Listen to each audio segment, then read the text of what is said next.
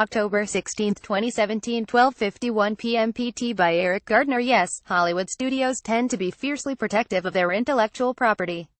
These studios will often sue over unlicensed merchandise in the marketplace.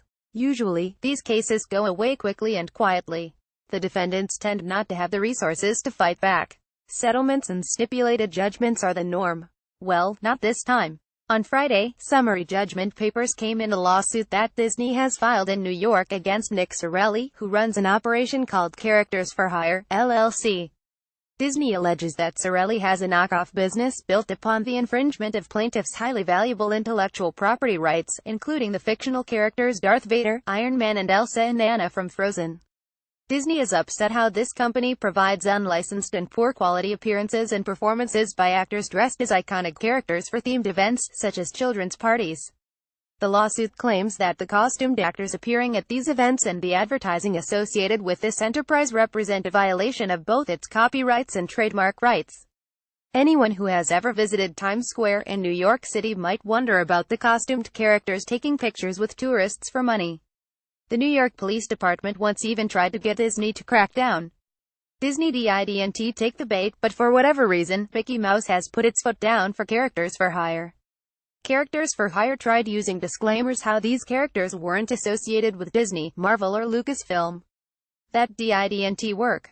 Not even attempts by defendants to use fake names in lieu of real ones have appeased Disney. Specifically, states Disney's summary judgment memo here, defendants have admitted to changing at least the following names and titles in their customers' reviews: Luca Darth Experience to Star Battle, Star Wars Storyline to Star Battle Storyline, Darth Vader to Dark Lord, Star Wars to Star Battles, Darth Maul to Mauler, Princess Leia to the Princess, and Chewbacca to Big Hairy Guy.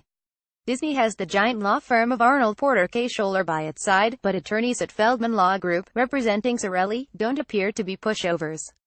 In addressing the copyright claims, the defendants say that Disney's presentation of copyright registrations is not enough.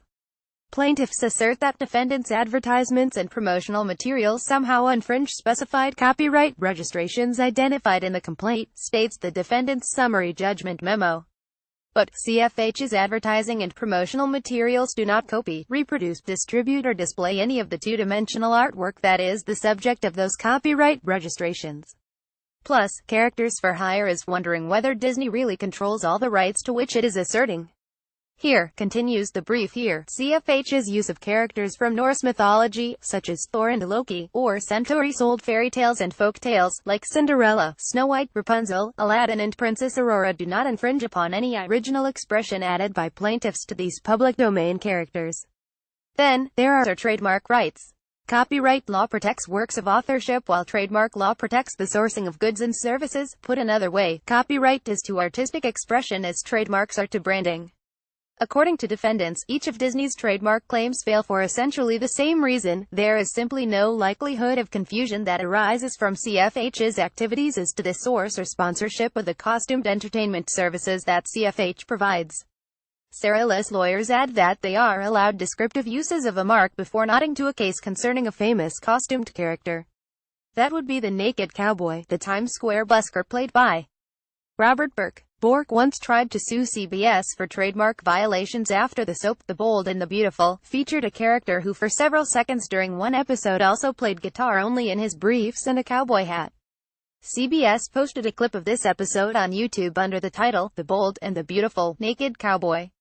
A judge later rejected the lawsuit with word that the fair use defense permits use of protected marks in descriptive ways.